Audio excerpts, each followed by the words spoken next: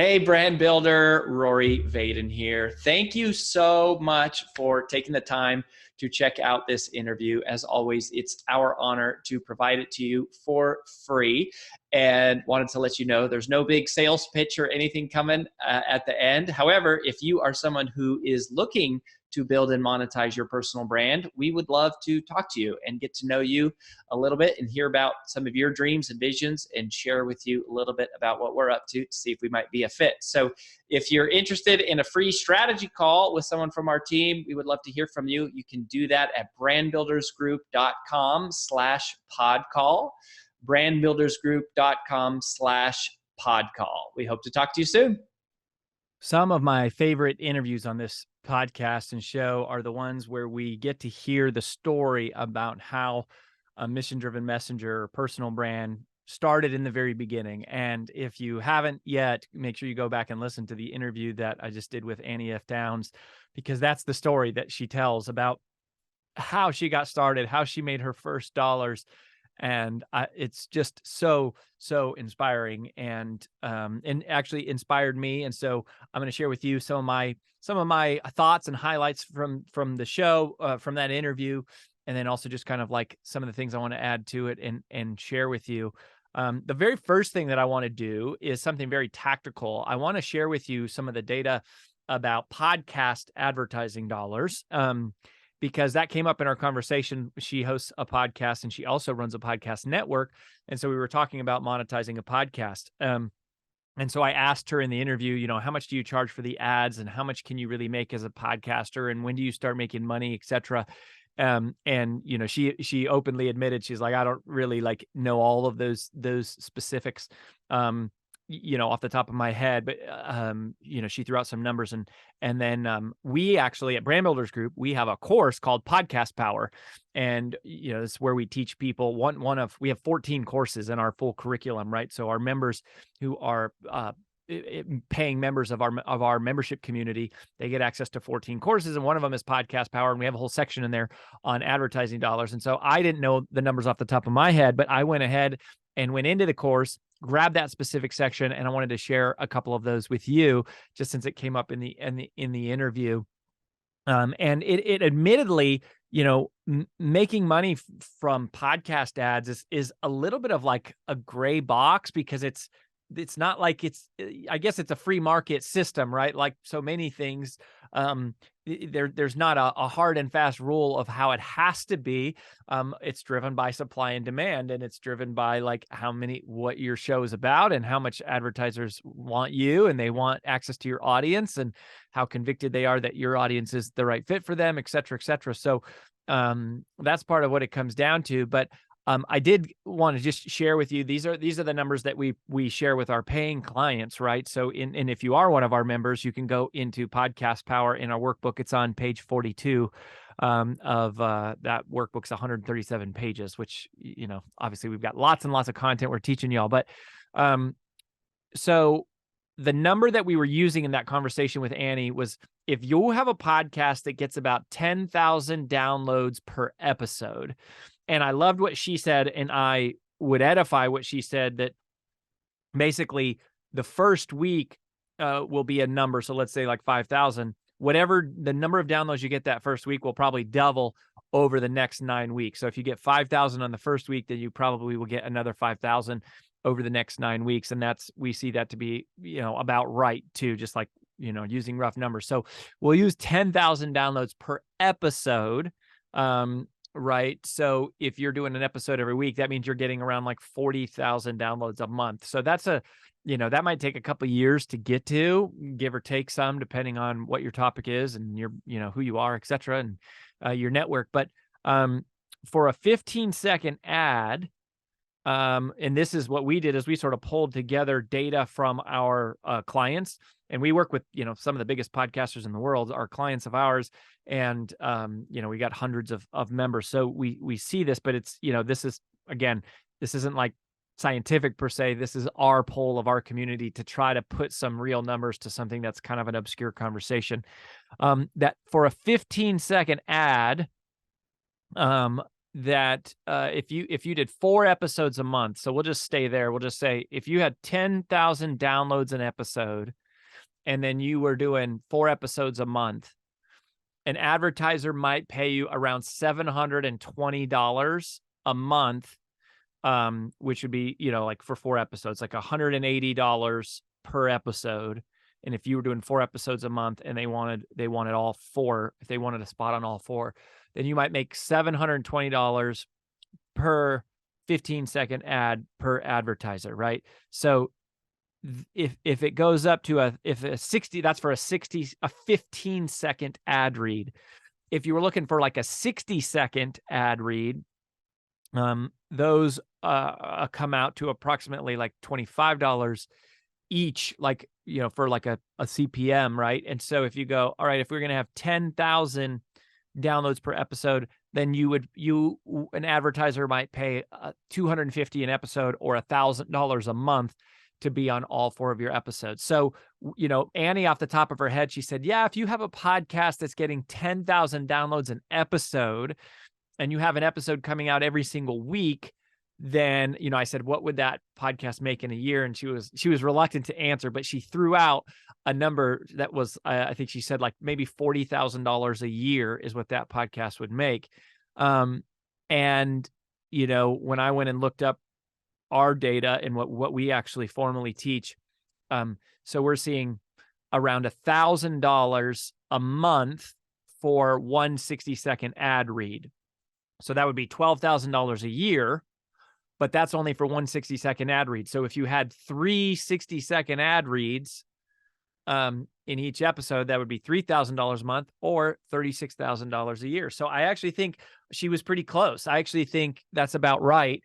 And for those of you that are podcasters or aspiring podcasters, anyone who's an experienced podcaster knows that if you start the year with 10,000 downloads an episode, it's going to grow. And it's one of the beauties of the podcasting medium is it's constantly growing. And it's just a snowball that builds and builds and builds. And it's a really, really beautiful and wonderful medium in that way. So, so that is, a good rule of thumb. If you get up to 100,000 downloads an episode, you multiply that by 10, now you're talking about making, $10,000 a month per advertiser, which would be like 400. If you had 4 of those on each episode, that'd be like $400,000 a month or $5 million a year. Like that would be pretty massive. So it may not scale quite up to that, but that's, you can make real money over it long term. But in the short term, if you're podcasting, you're not going to make much money from advertisers because you're not in front of that many people, right? They're paying CPM, which is cost per 1,000 impressions. So if you don't have thousands of downloads, then you're not getting many impressions, and they're not going to be paying you much for those, right? So that is a little bit of data there. And if you're an early podcaster, and even if you're an experienced podcaster, right, like our podcast gets well north of that number, but we don't have ads on our show other than our own ads. And so we offer just people our various free training, and we give them a chance to learn from us or engage with us or request a free call at some point. That's what we really want you to do, right? We want you to go to freebrandcall.com/podcast and request a call to say, hey, we'd love to talk to you about what is your dream, what is your vision to build your personal brand and monetize it, and then talk to you about how we do that and how we help people all the way from the biggest personal brands in the world down to people who are just starting out. And we've got stuff for every different budget. So anyways, if that's you, let this be our ad read here in this, and go to freebrandcall.com/podcast and request a call with us. So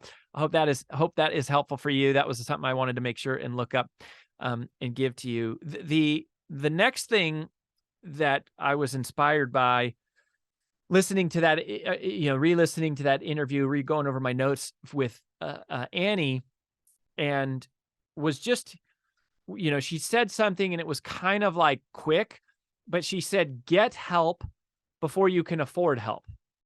Get help before you can afford help. And this really reminded me of a concept that is in my second book, which is Procrastinate on Purpose, 5 Permissions to Multiply Your Time.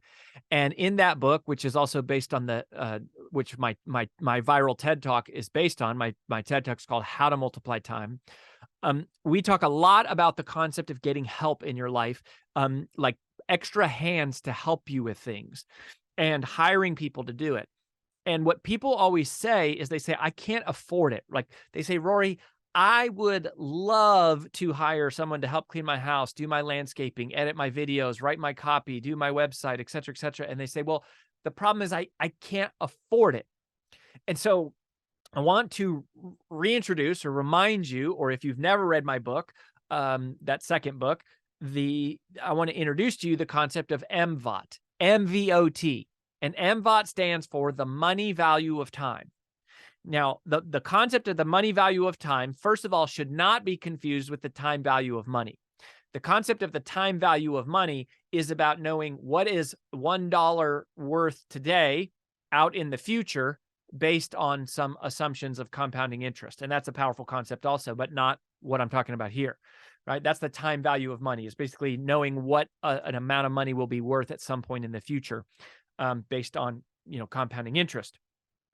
MVOT, or money value of time, is just a it's a much simpler calculation, and it's a much simpler assumption and a much simpler thing. It's a much simpler thing to explain, which is just that all of us have an hourly rate of pay. All of us do. Now, you might not get paid hourly, right? You might be a salesperson on commission. You might be an owner who's on profits. You might be, an investor who gets dividends. Like we get paid in different ways, but all of us can figure out what our hourly rate of pay is if you just take the total amount of money you earned, right? Whatever you earned in income, and you divide that by the total amount of hours that you've worked for a year. And to do it quickly, rough math here is to use the number 2080 for the number of working hours in a year. So if you just approximately, you take 2080, that's about what HR professionals use to estimate the number of working hours in a year. And if you take that amount and you divide that, take your total income and divide it by 2080, it'll give you your hourly rate of pay.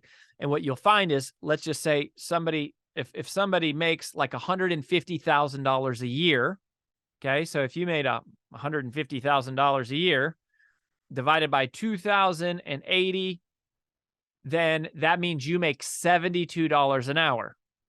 Let's say if you make $75,000 a year and you divide that by 2080, that means you make $36 an hour, right?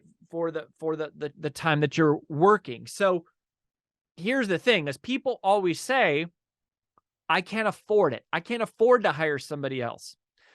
But the key insight is to realize you already are affording it.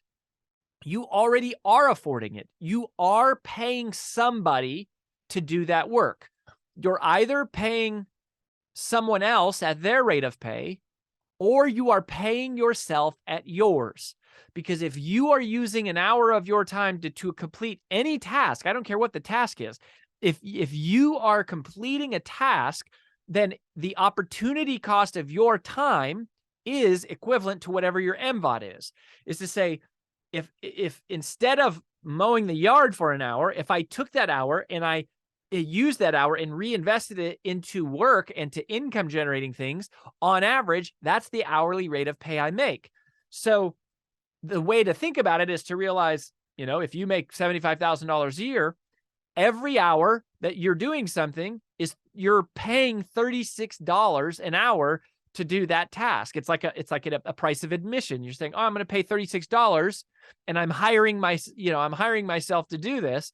Whereas if I could hire somebody for less than that rate of pay to do that task for me, then I could reallocate that time and I could reinvest that time into things that generate income or generate more money at that rate of pay, my MVOT, or higher. And what you find is that if you do that over the course of time, then your MVOT gets higher and higher and higher because you spend more and more of your time. You spend a higher percentage of your time focused on higher income earning activities. And you spend a lower and lower percentage of your time on non-income producing activities. And then but that work still needs to be done. It just doesn't need to be done by you. And you're able to afford it by reallocating your time into higher profit activities. That is the concept of MBOT. That is in the delegate chapter, along with another powerful rule called the 30X rule in my second book, Procrastinate on Purpose, 5 Permissions to Multiply Your Time. But I bring it up here because this is the conversation that Annie was saying, is she was saying, I always buy help before I can afford help. And that is how it has been with me too. I've never felt like I have extra money around to hire the next person. We don't, but we know we need the help in order to grow. And so what happens is I'm always trying to minimize my lifestyle expenses, right? In order to create more that I can reinvest into hiring people to help us get things done. When you do that over and over and over again, at some point it catches up. And now you have people who are getting things done and making things happen. And now you start to make more money, and you're making money off of the system that you've built, right? Off of the network or the infrastructure or the organization or the company, because you've got a group of people who are all doing things and you're paying them. That is what an entrepreneur, that's what it means to be an entrepreneur. You're giving life to jobs around you. You're a job creator. And Annie's story was that. She talked about how she couldn't even afford to pay her assistant. She could barely afford to pay her assistant. When she first was getting speaking gigs, most of the money was going to the person who was booking the gigs for her. And I'm not saying that I like it. I'm not saying that that's how it should be. I'm just saying that's how it is.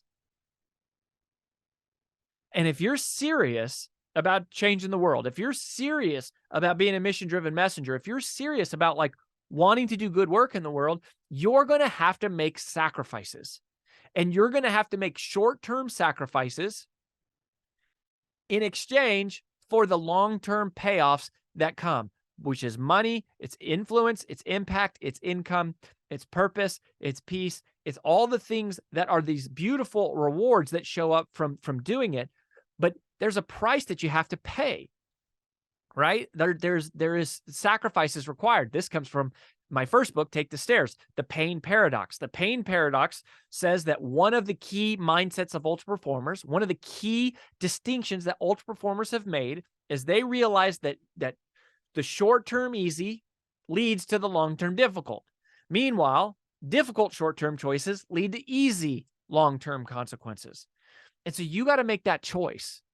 And that pulls me right into, the third thing I wanted to share with you about what it takes to make it on this journey as a mission-driven messenger.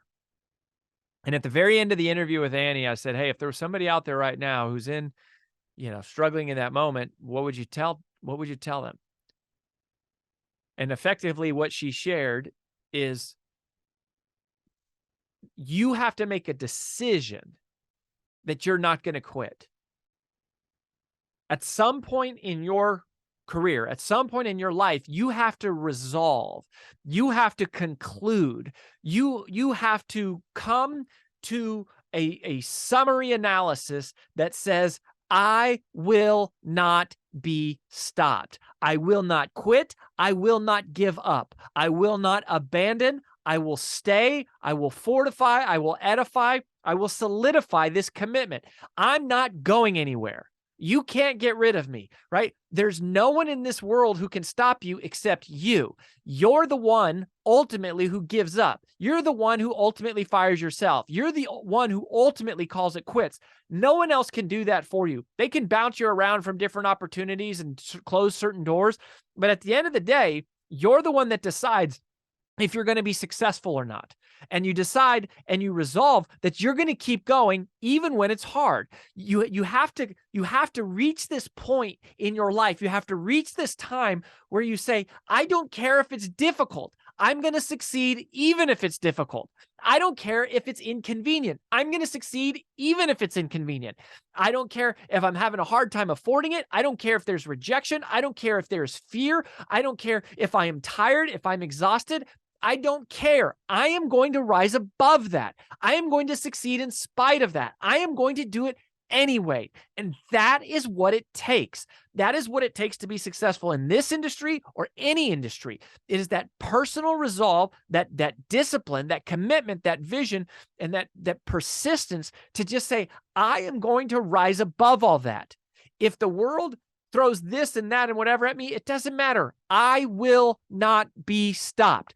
You can't stop me. I'm going to do everything in my power, and I'm going to find a way, or I'm going to die trying. Nobody is going to wave their wand over you and say, you deserve to be a messenger. You deserve to be an author. You deserve to be a speaker, right? If you're waiting for that, you're going to wait your whole life. Stop waiting for that and go get it and decide. The only person who waves that wand is you. And you wake up and you say, this is what I'm going to do with my life. I'm going to inspire people. I'm going to help people. I'm going to make a difference, and I will not be stopped. I might get rerouted. I might get tired. I might have setbacks. It might be hard. It might be difficult, inconvenient, uncomfortable, challenging, and it might be scary, but it doesn't matter. This is the life that I choose for myself.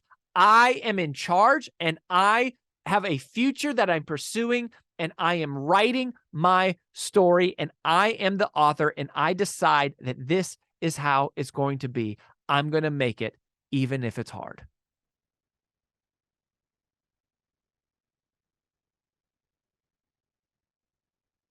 Nobody else can do that for you except you.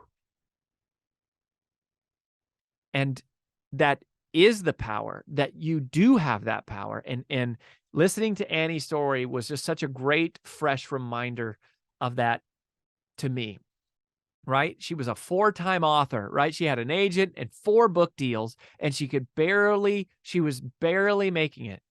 And now, you see her, she's on stage in front of thousands of people, and she's got this huge podcast and this amazing network, all these great opportunities. She's inspiring people. She's changing lives. Like, she's doing all these wonderful things.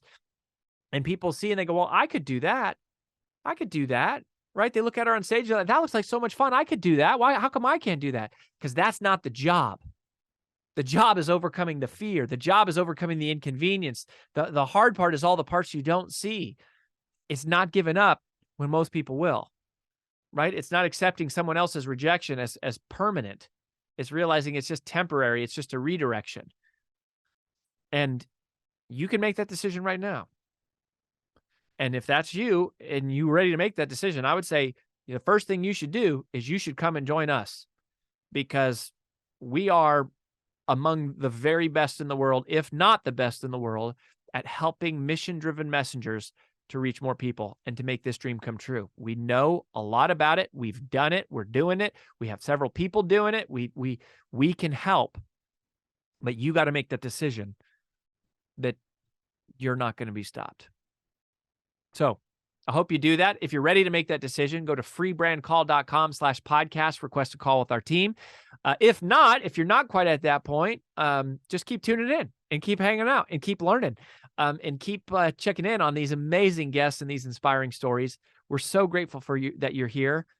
Share this episode with somebody who needs it. If you would, go tell Annie, go find Annie on social media and send her some love. Let her know that you heard her on the Influential Personal Brand podcast, and just give her a thanks for showing up and being a part of this amazing community. So, these folks do it for free. They come on here because we're friends and because they want to help other people just like you. We'll catch you next time on the Influential Personal Brand podcast.